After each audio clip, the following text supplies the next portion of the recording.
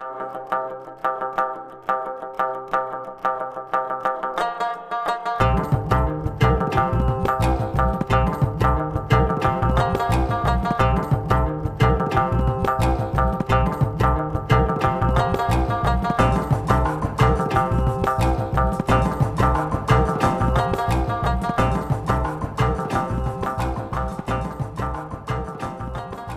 la logique du système actuellement, tout doit devenir une marchandise. La santé, c'est une marchandise. Alors, on n'est plus du tout dans le registre du droit.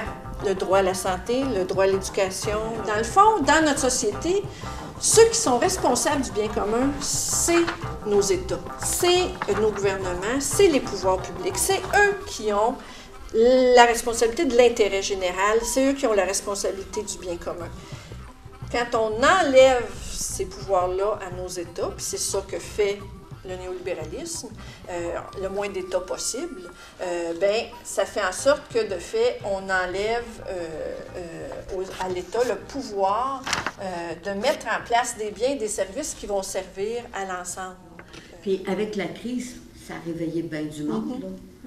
Bien du monde avant qui n'aurait jamais même pensé, qui n'aurait même pas questionner le système capitaliste. Il y a toute une propagande, de fait, par rapport aux services de santé. Et je pense que la propagande qui est là, c'est pour nous inciter à aller vers un système à 2 vitesses. Alors, qu'est-ce qu'un régime de santé à 2 vitesses?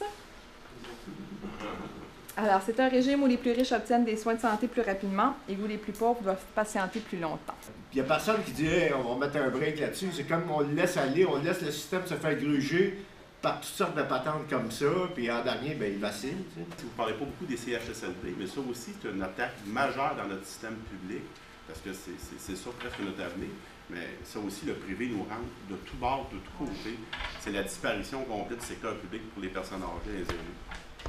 En même temps, le privé existe quand même pas mal. Hein? Il y a 30% du privé actuellement dans le réseau. Fait que, de penser qu'il n'y en a pas, c'est pas vrai. Il y en a quand même un bon pourcentage. On va aussi faire en sorte que l'État va avoir de moins en moins de ressources à investir. Alors, on a coupé des impôts de façon majeure dans les 10 dernières années. Là, c'est, juste au Québec, si on additionne toutes les baisses d'impôts qu'il y a eu, c'est autour de 11 milliards d'impôts dont le gouvernement s'est privé dans les 10-15 dernières années. On est habitué à un système où on ne le paie pas. Hein?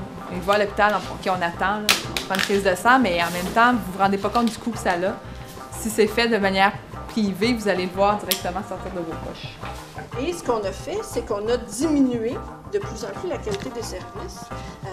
Et là aussi, ça permet tout le discours sur la privatisation de rentrer. Les médias d'information font partie du problème. Hein. Ils appartiennent aux grandes corporations et ils véhiculent le message néolibéral. Il y a de l'intérêt financier important derrière de la santé. Il y a une maxime qui dit « Quand tu veux tuer ton chien, tu dis qu'il a la rage ». Alors, dans le fond, c'est un peu ça qu'on a fait avec le système de santé. C'est souvent une critique qu'on va entendre de la population générale. Hein? Bon, ce réseau-là ne marche pas, mais il y a vraiment, je dirais, des travaux qui sont faits, des efforts qui sont faits pour améliorer les processus, diminuer les attentes, faire en sorte que les employés aussi ont des meilleures conditions de travail. Il y a 3 éléments surtout qui permettent de rétablir la richesse. Le premier, des justes salaires.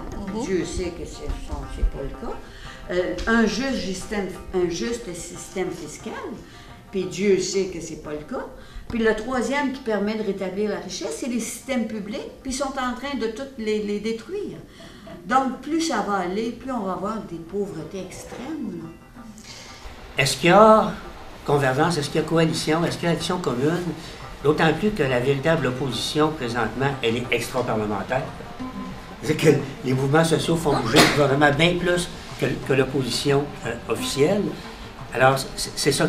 Quelle force de stratégie est mise en œuvre présentement pour vraiment mettre le paquet? Si on ne se lève pas debout comme citoyen et comme citoyenne pour dire « No way », ça suffit. C'est clair que c'est pas dans ce sens-là qu'on veut aller parce que c'est pas dans ce sens-là qu'on construit le bien commun pour la planète.